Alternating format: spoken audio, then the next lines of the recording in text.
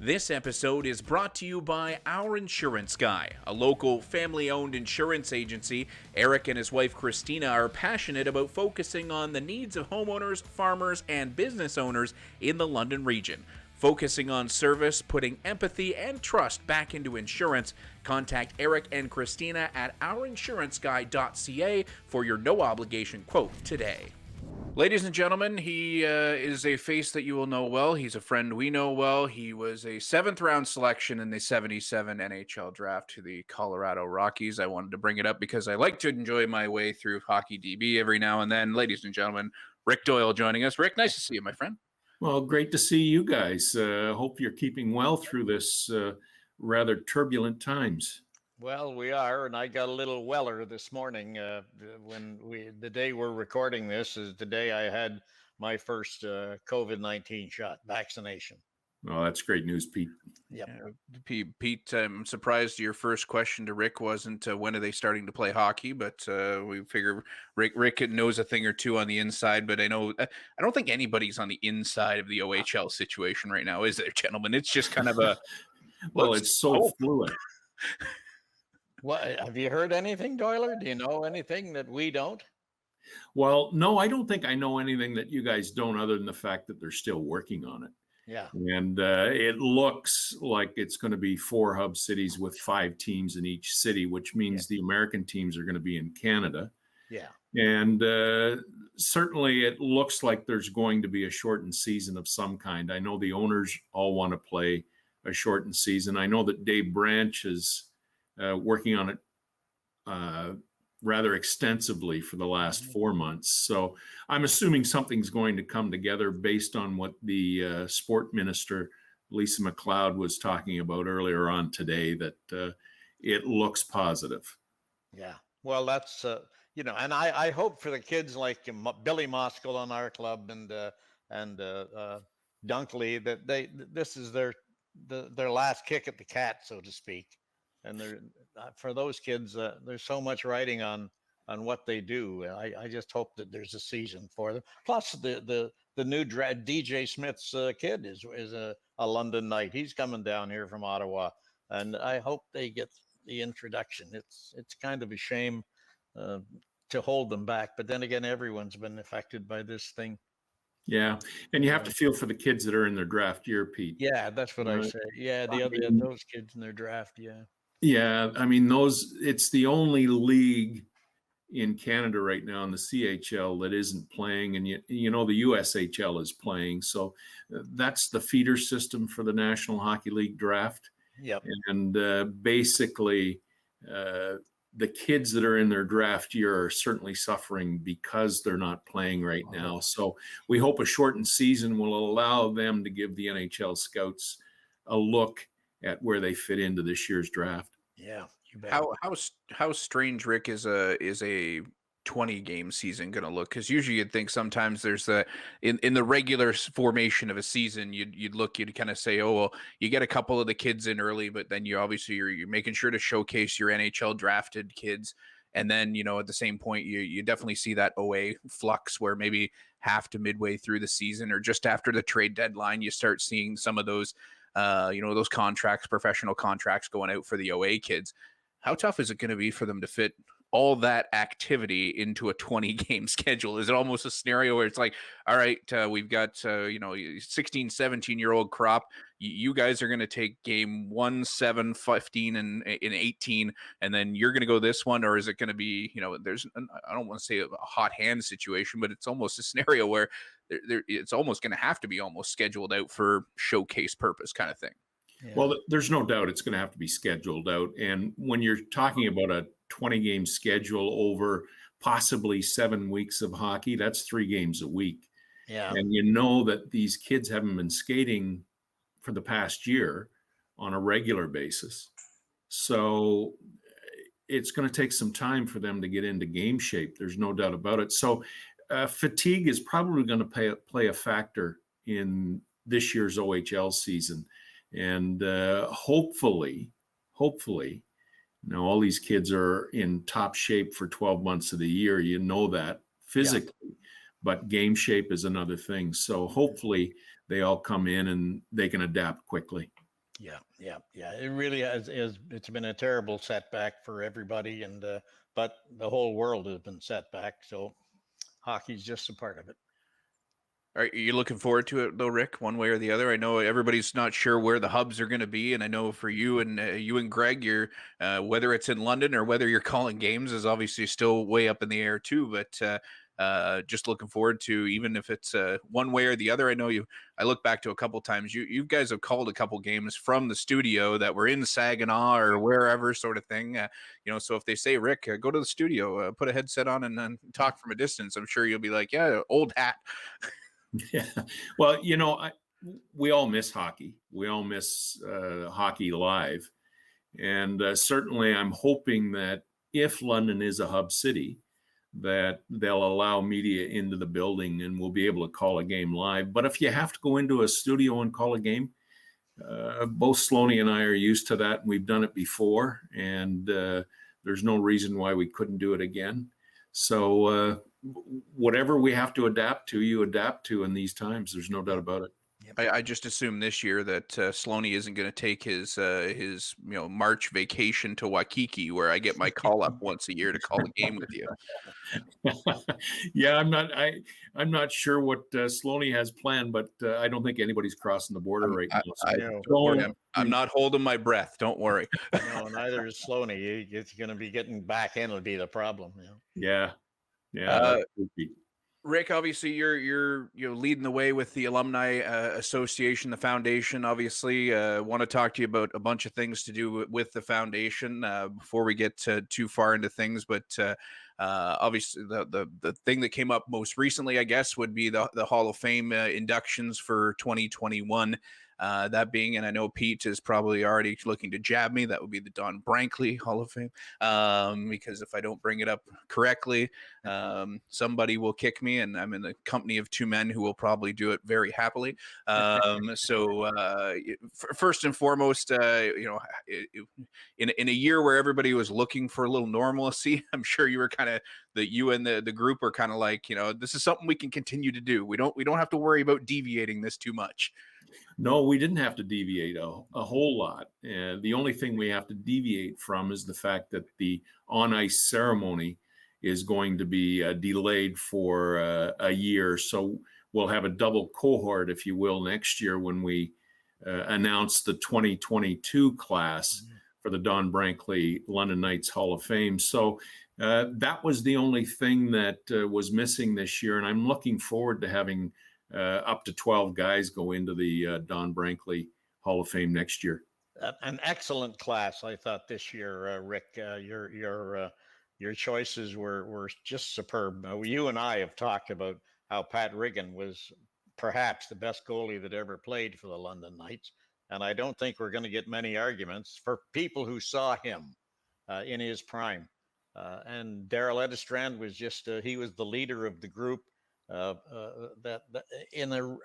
They moved from a dumpy old arena into a brand new one, Treasure Island Gardens, and the Maple Leafs sent down these 7 kids, I think, or 6 or whatever it was, Del Papa and Corrigan, but Edistrand was sort of the leader unofficially of that group. But it was just an excellent, and Tommy Kostopoulos was just a great. I can remember Kotze had a T-shirt, and on the back it was written, "Go hard or go home." That's the way he played the game. And of course, Dave Simpson still holds the record for the most points in the season. And he was the first London Knight to be named Player of the Year in the country. Yeah, in the CHL, there's no doubt about it. 81-82 was a very good year for Dave Simpson.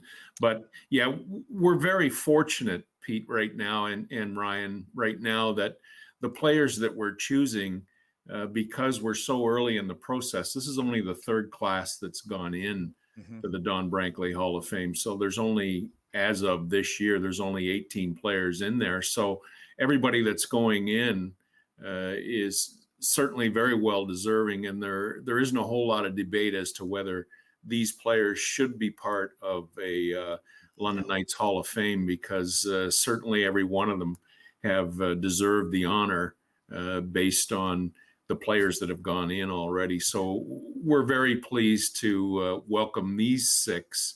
You mentioned 5 of them or 4 of them there, Pete. Danny Severette, of course, is going in, along with Bill Long as a builder.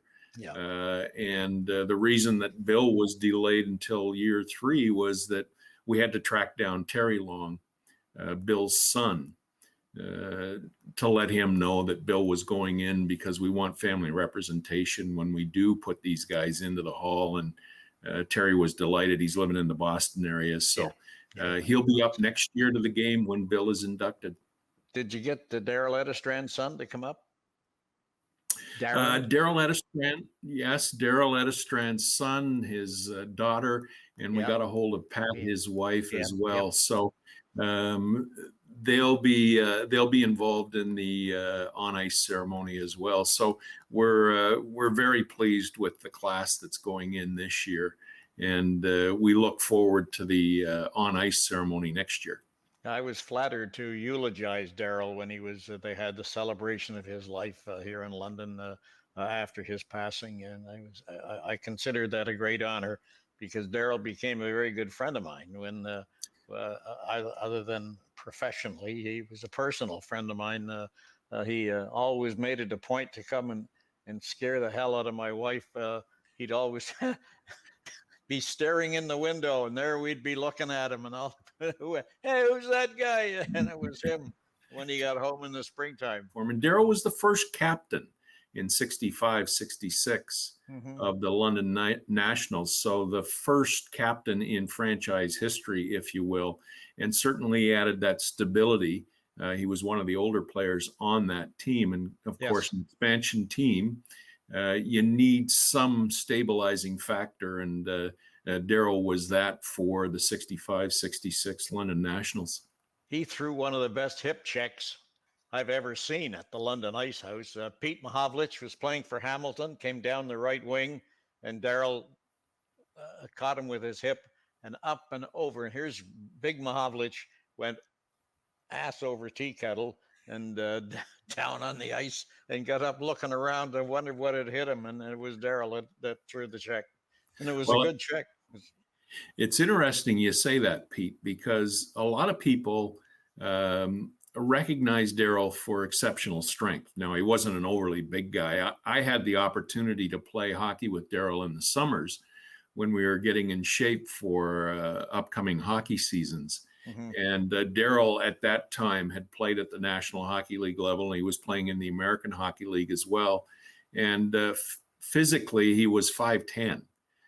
But man, oh man, there was a lot of strength in that body. I was 6'2", and Daryl was everything you could handle at 6'2". I outweighed him by about 20 pounds at that time, and he was just physically strong. So Dave Hutchison told me the same thing.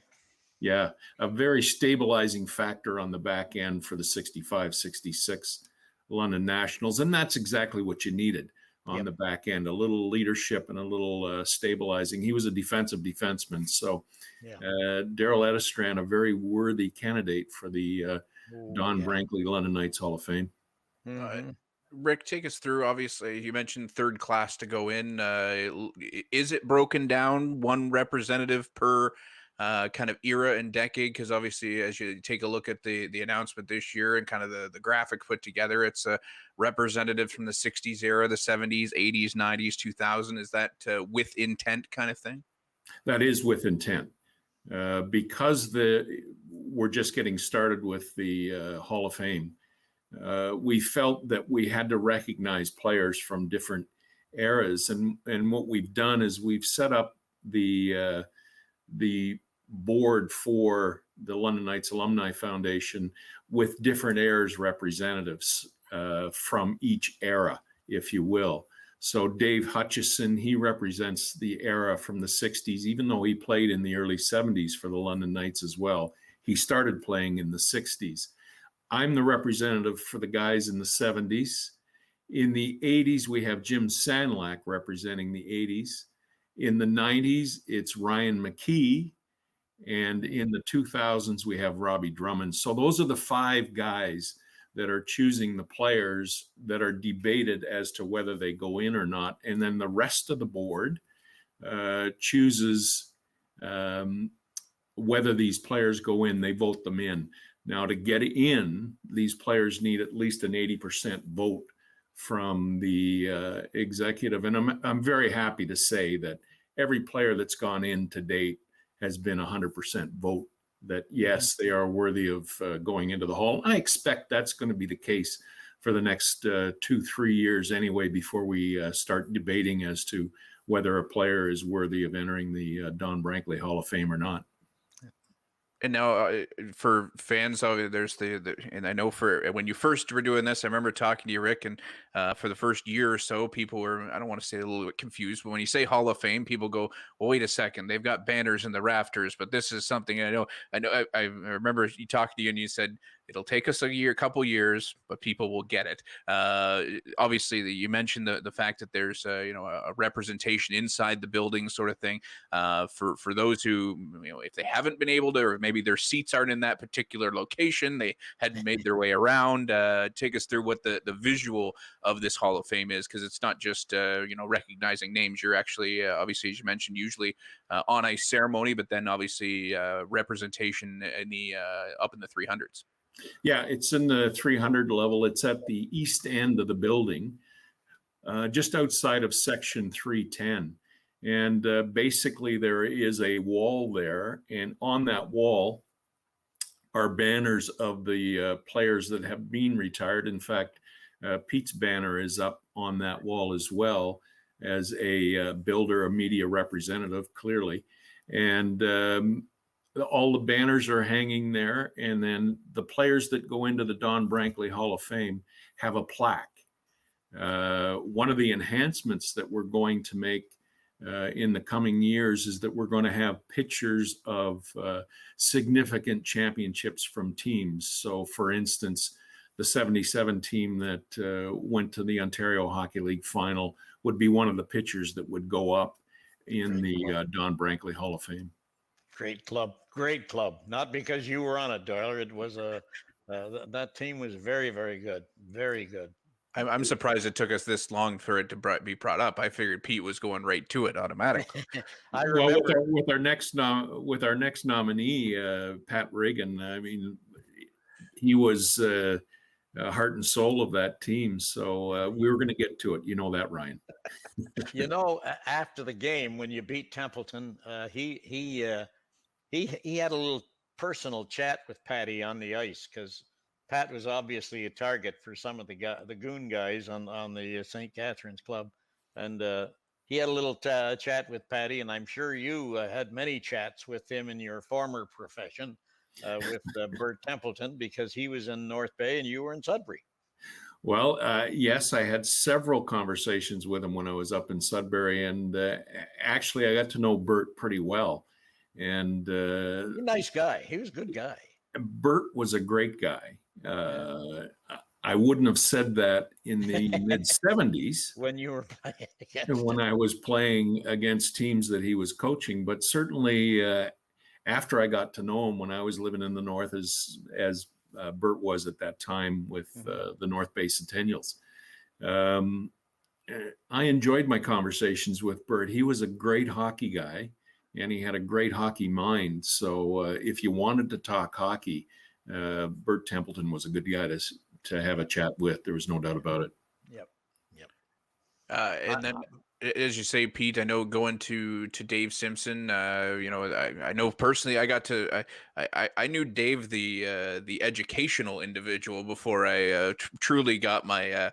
I went to the Church of the Godfather, who informed me of the career of Dave Simpson. But obviously, Dave has done big things in his hockey time. I know he's done big things in business as well afterwards. So, but even in that situation, looking at the body of work from Dave Simpson, it would probably boggle the mind of your fan of today, kind of thing. I remember. I'll tell you a little story about Dave. Dave, excuse me, Doyler. He was drafted by the New York Islanders after that '82 season. And that was a tough team to break into, because they were winning Stanley Cup after Stanley Cup. Vancouver wanted him. They wanted him. And I talked to the general manager of the Vancouver club at the time, And as soon as they said they wanted him, the Islanders said, "Okay, we'll take him and this much money," and they just made it impossible. He said they wanted too much for Dave, and the rest, Dave came back and got into business, and now he's teaching at the Hall of Fame. He's a very clever individual, of course. But that was Yeah, well, you go back to 81, 82 with Dave Simpson, and you just have a look at that season. He was the 13th captain in franchise history. Right. His 155 points in that season still stands as a club record today, heading into the 2020-2021 season. So you're looking at 40 years later, and Dave still holds a record with 155 points. And you have a look at the players that came through here over that 40 years, and you're going, wow, there's a lot of players that have been through here. And I had a conversation with Dave, I want to say 4 or 5 years ago now. And he was saying there was only one player that he thought was going to beat that record, and that was Patrick Kane. And certainly Kane only had one season in London, but he had 145 points that season.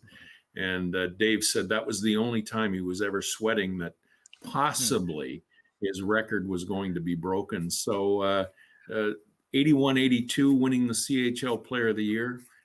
Dave Simpson had a great season in 81-82, and certainly that earns the honor of going into the Don Brankley Hall of Fame. I bet not too many people out there know that Vancouver wanted him badly. The Vancouver club wanted him badly, but the Islanders just put the price of the trade too high. It was prohibitive. Well, there was another thing, Pete, about Dave Simpson. The Ottawa 67s and Brian Kilray wanted Dave Simpson to play in Ottawa. And at the time, Ottawa was picking in the draft prior to London. And Dave's parents wrote a letter to Brian Kilray saying that he wouldn't report. So didn't know that. Yeah, he wouldn't report. So Dave ends up getting drafted by London, his hometown team. Yeah. And of course, the rest is history now. Yeah. I'd never heard that before, Doyle. And the practice continues today, where kids are have no interest in being in certain locations. Reggie Thomas was another one. Reggie Thomas, oh boy, they wanted him in Kitchener real bad, but he said he wasn't going to go. He's going to become a market gardener, like his father and his uncle, and he that's what he's become. Yeah, well, it's funny you mentioned Reggie Thomas, because he was part of the class that went in last year to the Don Brankley Hall of Fame. Yes, he did. And then from there, as you mentioned, Rick, Tom Kostopoulos, Danny Savret, and Bill Long. I have a feeling that, Pete, you would probably go to stories of Bill Long a little bit more on a couple of I think Doyle could handle. He played for him. I never did. I was in the press box upstairs, but Doyle, he got all the stuff that.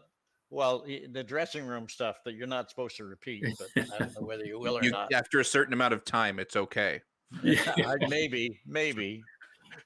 Well, the one thing I will say about Bill Long is any time you talk to anyone associated with the Ontario Hockey League and you talk about Bill Long, there's two words that come up on a regular basis. And the first word is gentleman. Yeah. Because he was seen as a gentleman, and certainly he acted in that manner. And then the second thing that comes up when Bill Long's name is mentioned is distinguished. And certainly Bill is a distinguished gentleman, or was a distinguished gentleman. And the league recognized him with the Bill Long Award, and that's awarded not annually. It's only awarded in certain times, and it's for distinguished service to the Ontario Hockey League. Now, oddly enough, Bill Long is going into the Don Brankley London Knights Hall of Fame. Don Brankley won the Bill Long Award for Distinguished Service to the Ontario Hockey League in 2008. I didn't know that either, Doyle. You're a real font of information. We'll have to do this more often. Well, it's Bill was a gentleman. One of the things that Bill did not want to do was he didn't want to trade players away because of education during the course of a season, and certainly he avoided that at all costs. Yes, he did. And I think the players respected Bill for that over the long term. The players' parents did too, Rick. They really liked that idea. Yeah, I think Bill had that conversation with parents on several occasions. So you knew that when you were sending, I'm going to say this, your child to Bill Long, you were sending him to someone that was going to take care of the best interest of that child. So that's the reason that gentleman and distinguished goes along with Bill Long so well. Yep, you bet. A little less of the business mentality that is sometimes now associated with the game of hockey. Well, there's no doubt about it. But you have a look at when Bill Long was here in the 70s and the 80s, and there was one reason why Bill Long was in London. He was such a good administrator, Ryan. Howard Darwin owned the team at that time. And Bill was a trusted advisor and certainly worked for the Ottawa 67s before coming to the London Knights for Howard Darwin. Yeah. And Howard realized that, here's a man you can trust. And if I'm going to be living in Ottawa and own a team in London, who do I want to put in charge? And Bill Long was his answer. Yeah, and he always told me, Howard, Howie always told me, he said, Long looks after my money better than I do. He always, he did. He really did. He watched every nickel that he spent and made sure that that an expense was just that, an expense. It had to be worthwhile or he wouldn't spend the money. Well, I'm not surprised to hear that because certainly that's the way he operated. There's no doubt about it. Yep. For obviously Tom Kostopoulos, Danny Severette, I know for and talking to Pete, I know obviously over the years, Pete, there's been so many representatives of the team, sort of thing that it almost feels like at a certain point they I don't want to say they don't expect to be recognized, but it's like after a certain period of time, that's when the thought process for some people is to recognize the history of the team and that kind of thing. When you get into those representatives from the 90s and the 2000s sort of thing, are those maybe the ones who are the most surprised when you have called over the past couple of years to kind of say we're putting you into the Hall of Fame, and they're kind of like Tom Kostopoulos was Tom was still playing in the AHL until a couple of years ago. Danny obviously played in Europe over the last couple of years, so they're kind of going, well, wait a second, I'm going into a Hall of Fame now. I just was playing a couple weeks ago. Are they the ones that are the most surprised? Nothing to do with it. I understand it, what they're doing now. It's what they did while they were here that got them into the hall. And that's exactly it, Pete. And the guys that are alumni are used to the fact now that we are a generational board and that we are adopting a generational style of voting people in to the Hall of Fame. So we don't want to leave anybody out from the 60s or the 70s or the 80s. But certainly there's guys worthy in the 90s and the 2000s that played as big a part for this franchise as the guys in the 60s, 70s, and 80s. So we're happy to make those calls. Those pictures are up on the rafters at Budweiser Gardens. Oh, there's no doubt. Yeah. And then kind of obviously as you go forward, how quickly does the discussion is this like every group? It's as soon as the first one's this one's announced, you guys start thinking about, all right, who's around the corner for the 2022 class? Well, it's funny, Ryan, because there was an email sent out a couple of weeks ago to when we announced the 2021 class that start thinking about who are the nominations for 2022. And so that process is already in the works. So normally before the season starts in September, the class of 2022 has already been established and voted in or out. The hockey club makes the announcement, and they don't normally make the announcement until after the World Juniors in January. So those choices were made up to 5-6 months in front of the announcement. So we know who's going in prior to the season even starting. Yeah. And then obviously you part of your, with the foundation sort of thing, this has been something I know you've been heavily involved with since its inception, and being kind of, steering the ship on that. How important, I know you've been part of the alumni, keeping track of the alumni and coordinating alumni events and that kind of thing. But how much enjoyment has it been for you to kind of have a steering ship in this as part of the alumni foundation, and kind of what you guys have been able to do the last couple of years, whether it be the Hall of Fame or obviously involving giving back to the community and that kind of thing?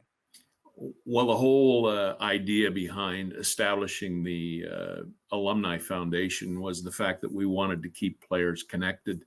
And secondarily from that is that we wanted to keep players connected from different generations. So I'm glad to say that we've been successful in doing that. We now have established the foundation. We have a private page that on Facebook that players can join, alumni can join, and certainly stay in touch with each other through that private page. So we've been fortunate that the players that have come through the system here in London understand what it is that we're attempting to do and are wholeheartedly involved in it. I've had several discussions in the last couple of weeks with a few guys from the 80s and 90s that I never played with and I never met until after I came back to London in the 2000s. So it's a lot of fun doing this, and certainly the players have respected what we're attempting to do, and it's been good. It would be a lot of fun looking back, as you say, Doyler, and recalling like your years here as a Knight and that's great 77 team, and then just carrying that on through the years, and recalling, getting other guys to recall what they remember. That should be a lot of fun. Well, it's the history, Pete.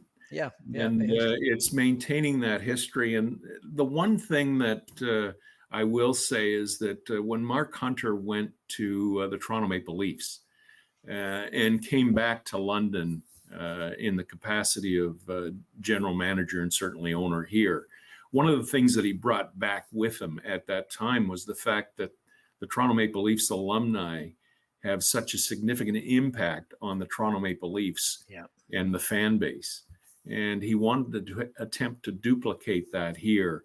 So consequently, you see things like the foundation being set up, and the London Knights Alumni Foundation holds the licenses for all the 50-50 draws and all of the fundraising events that go on in the city. And if the team needs alumni to attend events on their behalf, we're happy to do that. So the association with the hockey club became much closer after Mark had been to Toronto and seen exactly what the Leafs alumni means to the Toronto Maple Leafs Hockey Club. We're trying to duplicate that here in London. And you're doing a pretty good job of it. If I do say so myself, you're doing a great job. Well, we're trying. And the other fact too is, we've had a couple, whether it be different members of the organization over the years, and we got a chance to talk to Jim McKellar a few weeks back and everything like that. And, even the players, as we all know, as soon as they, even the guys who are in the NHL right now, I got a chance to chat with a few guys. We had Brett Wilichka a few weeks back too. And Brett was saying, it's that mentality of, once you're a Knight, you're always a Knight. And it's not lip service. That's not just a tagline for, a marketing campaign. That's truly how these players feel. And it's interesting because it's not just a an era-based situation. It's not like, if there was a group who from the 60s and 70s that feel that way, and then there's maybe a little bit of a miss, and then the modern era players feel that way too. It seems like as it stretches across, that same mentality stays in place. Well, and Mark Hunter has made this team one of the best junior operations in Canada, and why shouldn't it have a recognizable alumni? Because hundreds of kids have come through here, and gone on to the NHL, bigger and better things. And let's face it, this is a hotbed for junior hockey. Oh, yeah, not only in Ontario, but certainly in Canada, in the country. And when a player comes to London and plays in front of what I'll call rabid fans, it doesn't matter if you were playing out at the Ice House, the Gardens, Budweiser Gardens. It doesn't matter what the rink was. It's the fan base that have made this such a special place to play. Yep. And the connection that the players feel to that fan base is vitally important with regards to how they feel about London in general. So, and another connection for a lot of players up until 2008 was the namesake for our Hall of Fame, Don Brankley.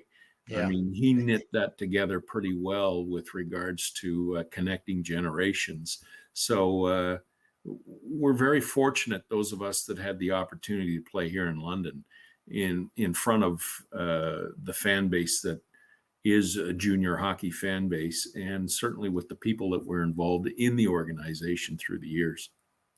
Now, I do have to ask you, Rick, and and knew, both of you did, Don very well. I learned quickly they never call it a jersey when he was around. I believe I made mention of it once, and I got an earful, which I rightfully deserved. It was a sweater. Get it right. And we've seen obviously the team move back to I would call it more of a look that I'm sure Don would be appreciative of, because he kept things in a certain fashion. The sweater coloration, the design, it's very reminiscent. I know across the hockey world, it's been they quote unquote the retro movement. It's a little less of this one, and a little more towards the coloration and jersey and sweater design. That is correct. I'm sure Don would be enjoying of the look of today. There's no doubt. I mentioned on our Facebook page, the London Knights Facebook page, a couple of weeks ago, that when you walked into the dressing room, it wasn't a locker room, it was a dressing room. And that's another one of Brankley's terms, that it was Brank's space. And there was no doubt that it was Brank's space. And several of the players just chuckled back at me saying, "Oh yeah, you knew exactly who owned that location once you walked into that square footage, and what exactly you had to do and how you had to act when you got into that dressing room." And that was because of the discipline that Don Brankley had. When you walked into that dressing room, you could eat off the floor. In a Don Brankley dressing room. He would often stay up until 3 or 4 o'clock in the morning to make sure everything was perfect for the players that walked into that room. So he kept those high standards for the players, and then in turn, he expected the players to maintain those high standards. And those are life lessons. At the time, you didn't realize it. But those are life lessons that you take with you, and every player understands that now. Certainly, we got into a hell of a row with Brankley when I worked at the television station. One of our sports reporters mentioned casually about the orange peels on the floor and the towels on the floor, and well, I mean that was an insult to Branks. And he threw the guy out of the dressing room, and wouldn't have him back in under any circumstances. And our management and the Knights management got into it, and it was it was a good old glove dropping, verbally, thank goodness. But he was quite upset that this particular reporter had mentioned the messy floor and the conditions. This was right after a game, so sure there's going to be oranges on the floor and orange peels and towels and one underwear and things. But the next day, as you said, Doy, he'd stay up all night to make sure it was spick and span the next day. But it was I look back on that as fun, and we've had a friendly reconciliation. Let's put it that way. Well, Brank certainly instilled the discipline in a lot of players, and certainly passed along a lot of life lessons to anybody that came through that dressing room. And we all have a lot to be thankful for that Don Brankley was part of the organization for 38 years. Oh, yeah. And even to this day, you could, even though Branks is no longer with us, you take a look at the way the operation of the dressing room. I'll make sure I say it correctly before I get anybody upset. The way that Chris Patton and company set everything up, it's still very Don Brankley-esque. Yeah, it is. Yeah, and what's wrong with that? There's absolutely nothing wrong with that. Well, it was a standard that was set from the 1970 season going forward. And certainly that standard's been maintained. And Don Brankley is the guy that set the standard. So no surprise that he passed along those traits to the people that came in behind him. Yep. At least I know as the outsider, I was aware of the one rule, and I'm still not 100% sure. And I've seen a lot of teams doing this now, where they take the logo off the floor and they're finally putting it on the ceiling. Because you might as well put velvet ropes and gospel element around that square on the floor. It doesn't matter what happens, you don't do anything with that. If it comes down to the a celebratory game or something like that, I know there's usually a series of garbage bags and a lot of duct tape involved even in that situation, because they're like, things might get a little sideways. People aren't paying attention, so we'll make sure not to step on the logo. I saw it done once when I was in the dressing room, and I'm glad it wasn't me who did it. No. As a matter of fact, he told everybody that walked in. I can remember once they had an all-star game or something going on, and he said, "Fellas, you don't step on the logo. Nobody walks across that Knights logo." And it was on the floor then, and all the other kids on all the other teams that had come in to his room, they all respect that. Said, "Okay, Branks, don't worry about it. We won't step on your logo." It was just one of those things that made Branks. And those are the rules that you follow. Yeah, and you don't question them. That's no, all there is to it. Nobody questioned them. And you mentioned obviously the foundation continuing to try and do not only the Hall of Fame, but trying to build money, help community organizations. I know that everybody's this has been a tough year for everybody on that front. You guys are still trying to there's no 50-50 at the game, but you're obviously trying to find ways to do some different things, and the foundation is still chugging along, even though things are a little bit different, isn't it, Rick? Well, we're recording this in the month of March, and for the month of March, we have a 50-50, online 50-50, knights5050.com. And as of today, there's in excess of $30,000 in the 50-50 draw, so $15,000 to the winner of the draw if it were drawn today. But we've got another 16 days to go here, so it's the entire month of March. And on top of that, the proceeds from this 50-50 draw go to the Children's Health Foundation right here in London. So the funds generated in this draw are staying right here in London, and the good work that the people do out at the Children's Health Foundation will get a little extra boost at the end of this month, and we're hoping it's in excess of $30,000 or $40,000, depending on where we end up at the end of the month. Rick, obviously the foundation continues to chug through, trying to get as much money for various elements. You mentioned obviously the Children's Health Foundation.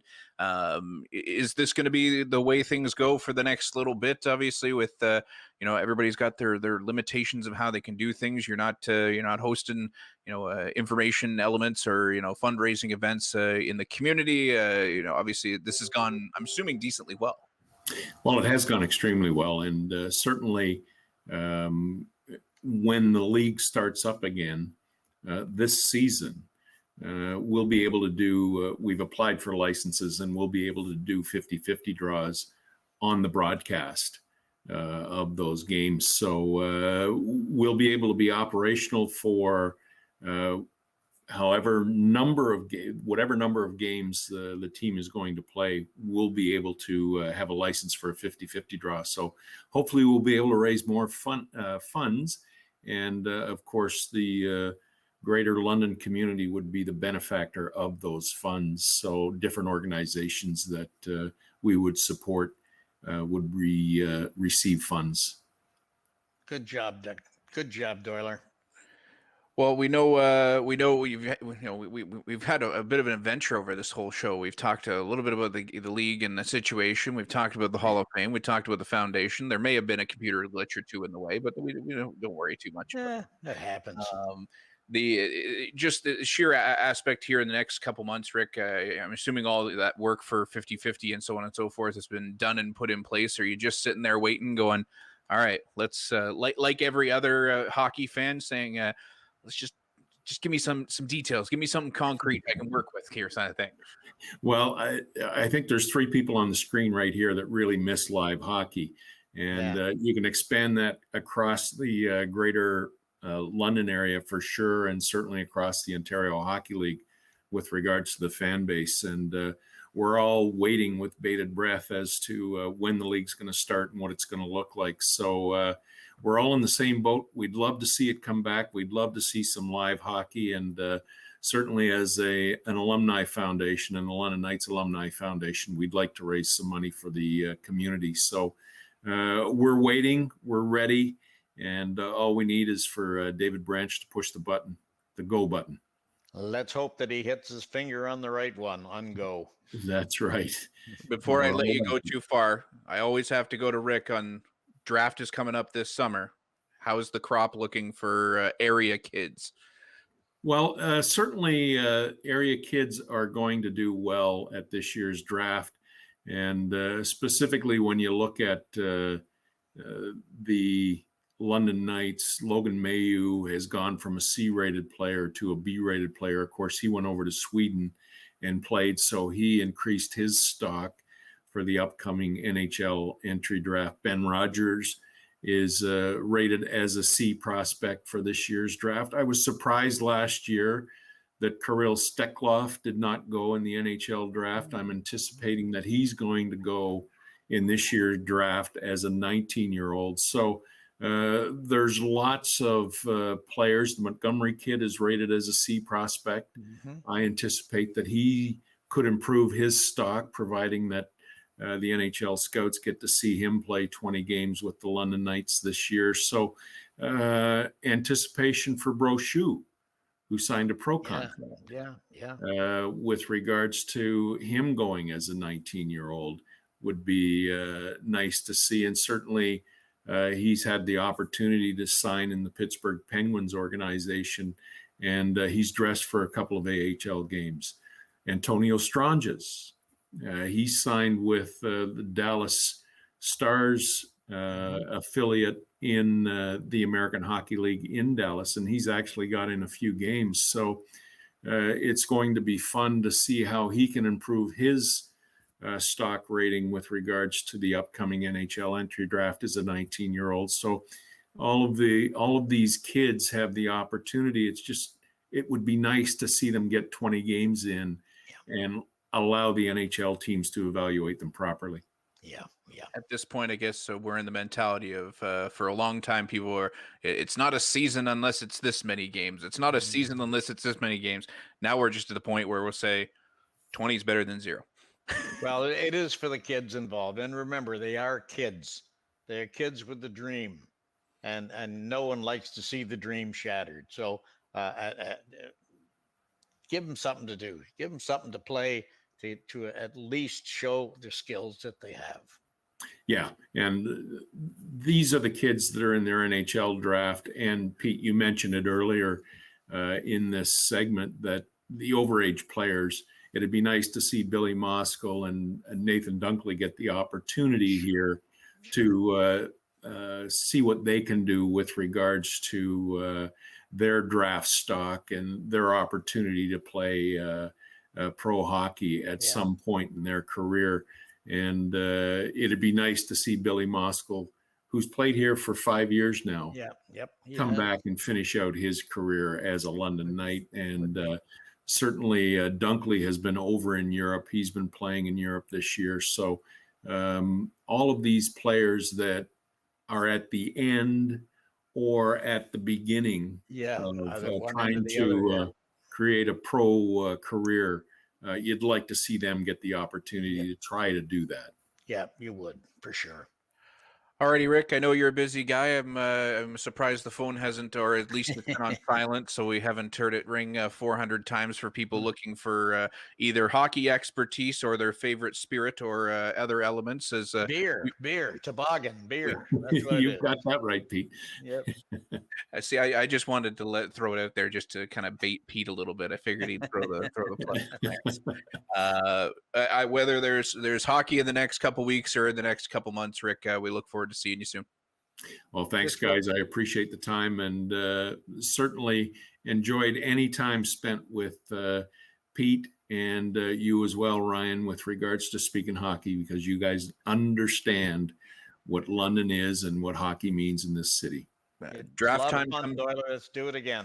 Draft time comes around. We'll do it again, Rick. I'm in.